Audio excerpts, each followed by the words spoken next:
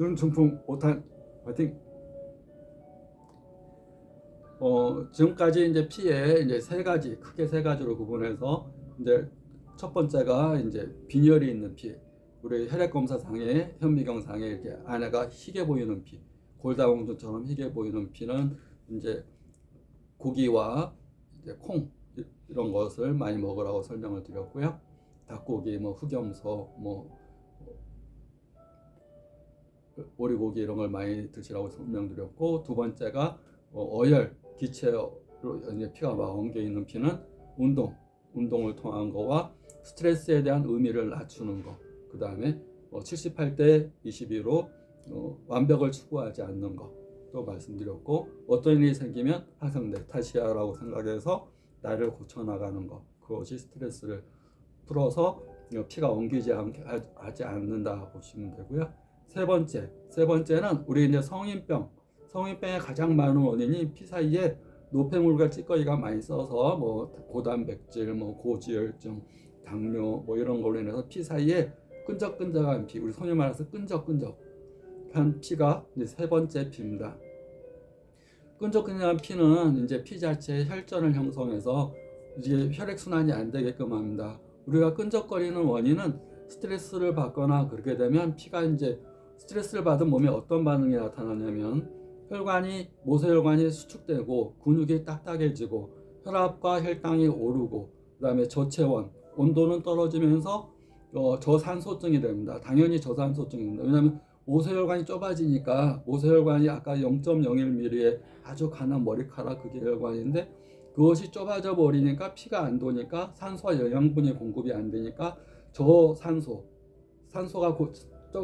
산소가 적어지는 거죠. 또 피가 안 도니까 저체온, 그러니까 체온도 낮아지고 산소도 적게 되니까 그 부위 세포가 죽어가거나 이상 조직으로 발전합니다. 그게 암입니다. 피가 잘 돌 때는 암이 안 생기는데 저산소증, 저체온증이 체온도 낮아지고 산소도 공급이 안 되면 그게 적응하기 위해서 피가 끈적끈적해지는 것은 출혈을 방지해서 그럽니다.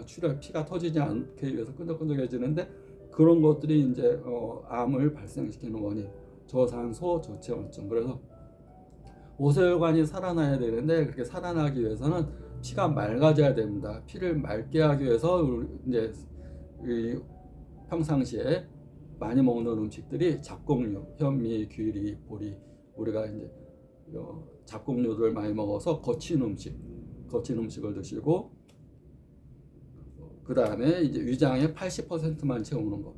어릴 때 나이에는 성장기 때는 많이 먹어도 됩니다. 왜냐하면 막 에너지 대사가 활발하고 많이 움직이고 막 왔다 성장기 막 크고 대사도 빠르고 호르몬도 빠른 시기니까 성장 호르몬이 나오는 시기는 80% 먹는 게 아니고 40대 이후에 이제 노화기로 들어가서 대사 기능이 떨어지게 되면 음식을 항상 80%만 채우는 습관, 그것이 굉장히 중요합니다. 그래서 그 다음에 소화가 아까 얘기한 막 흰쌀밥만 먹는 것보다는 흰쌀밥에 귀리 같은 거 섞어가지고 좀 이렇게 탄수화물 먹으면 쌀밥만 먹으면 금방 혈당이 오릅니다.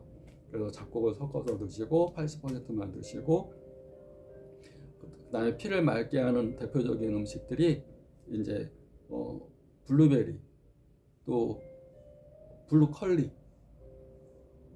그 다음에 이제 동물성 지방 이런 걸 피하시고 될 수 있으면 올리브당 뭐 이런 식물성 기름 종류 그걸 많이 드시고, 활동하는 거. 우리가 이제 대사성 질환의 가장 기본적인 두 가지는 음식과 이제 운동이니까 이게 활동하는 거. 특히 식사 후에는 혈압과 혈당이 오릅니다. 또 심장 박동도 빨라집니다. 그러니까 식사 후에는 꼭 30분 이상 운동하고, 특히 이제 만보걷기를 많이 하는데 만보걷기를 하면서 맑은 공기도 쐬고 또 햇볕도 쐬고, 우리가 만보걷기 할 때 햇볕이 쬐 때 햇볕을 쐬는 것은 비타민 D도 합성되고 이 몸에 이제 양기라고 그래서 에너지 대사에 굉장히 좋습니다. 비타민 D가 부족하게 되면, 비타민은 먹어서 생기지 않고 햇볕에 의해서만 생기니까 비타민 D가 부족하게 되면 골다공증도 잘 올 수가 있고, 또 눈이 실룩실룩하는 증상도 올 수가 있고, 신경이 예민한 우울증 이런 것도 잘 올 수가 있습니다. 그러니까 만보걷기를 하고, 마모걷기를 할 때 우리가 산 같은 거 걸을 때 뭐 특별히 뭐 바닥이 나쁘지 않다면 맨발로 걷기가 굉장히 좋습니다. 우리가 다리에 압력이 가해지고 걷기를 하게 되면 머리 혈류량이 12%, 10에서 15% 혈류량이 증가한다고 그럽니다. 우리가 이제 그 멍게가 옛날에는 두뇌가 있었는데 멍게가 이제 바위에 한 군데 딱 붙어 있음으로 인해서 두뇌가 할 일이 없어지니까 두뇌가 없어졌다고 그럽니다. 두뇌의 기능이 많이 없어졌다고 그러는데 사람도 집에만 있고 활동하고 외부적으로 다니고 새로운 길로 새로운 경험을 하지 않으면 두뇌의 기능이 굉장히 떨어집니다. 책을 많이 본다고 두뇌가 발달하는 게 아니라 사지를 많이 쓰고 새로운 경험, 새로운 지식, 새로운 곳, 안 가본 곳, 또 가더라도 다른 방향으로 가는 것, 새로운 행동을 통해서 두뇌가 활발해지고 두뇌를 깨우기 위해서 운동을 하거나 발을 써서 걷는 운동, 아까 얘기한 10에서 15% 두뇌의 세포량이 많아지기 때문에 꼭 창조적인 직업을 하는 사람, 또 두뇌 활동을 위해서, 치매 예방을 위해서 하루 만보걷기를 꼭 하는 것이 중요합니다.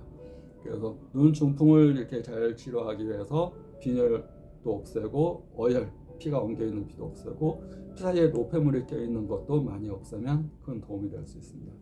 파이팅!